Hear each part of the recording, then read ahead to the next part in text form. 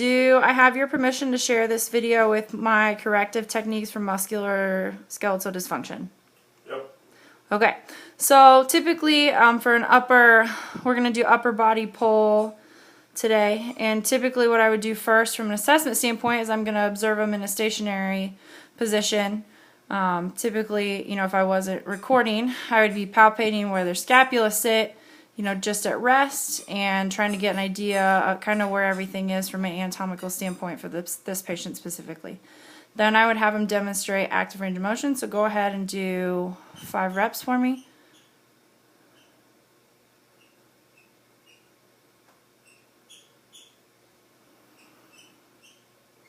Please excuse the squeak toys in the background.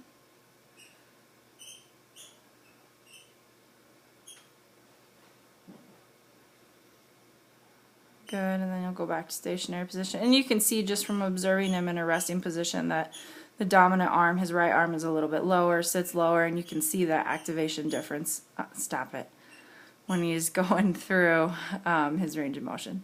So for just a beginning progression, we're just going to have him do like little mini push-ups on the wall, and I'm just going to have him focus on arms straight out. I want your arms straight. Good. And he's just focusing on trying to engage those scapular stabilizers. Yep, perfect. So to go ahead and do 5 of those. Ideally, we want him to learn how to do, you know, activation of the scapular stabilizers before we add in any kind of resistance or any kind of load. Make sure you're not using your traps to perform this motion. There you go. It needs to be all from the thoracic musculature. Good. Good. And then once the patient has mastered that, we could have him move on to rows with a TheraBand. So he's got a TheraBand that he's going to demonstrate with. We don't have the same hookup that I have in the training room at DOT. We have the typical board hookup along the wall, so you could do rows for different heights to target different aspects of the trapezius, lat activation, rhomboid, serratus anterior activation, depending on the height. But for this, we'll just have them demonstrate typical rows. And you got one more. Okay, and then another one that we like to do when we're focused on scapular stabilization in general, we'll have them go into a row position with the same TheraBand. So go ahead and squeeze your shoulder blades together like you've been doing.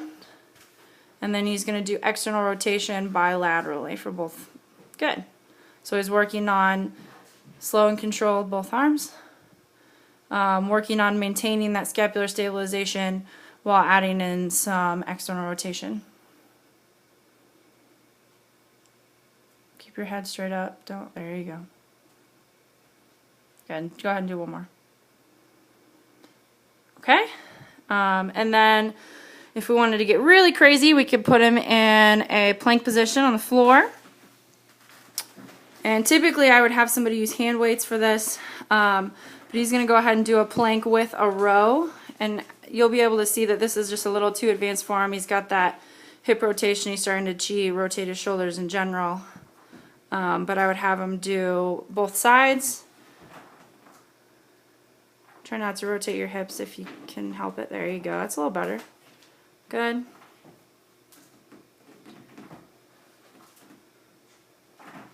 Good. And then the last one, we'll have him demonstrate a chop. So go ahead and stand up. Put that TheraBand underneath your left foot. We'll go ahead and have you pull to your right. So put the TheraBand under your left foot, and you're going to pull up and across your body. Good. Go ahead and perform 5 of those. And if we had a better setup, you know, you could have him be actually chopping down, not just pulling up. I would definitely have a patient in the typical setting do that to focus on both motions. But this is obviously a good sagittal plane, sagittal and frontal plane transverse exercise. Once again, excuse the dogs in the background. Okay, and that's